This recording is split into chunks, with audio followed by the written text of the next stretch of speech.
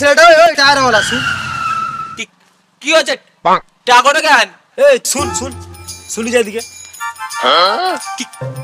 কি হচ্ছে এ হারা তোর নাম কি আমার না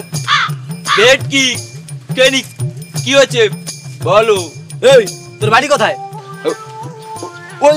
ওই পাড়ায় তুই পড়াশোনা করিস সেই জি পড়াশোনা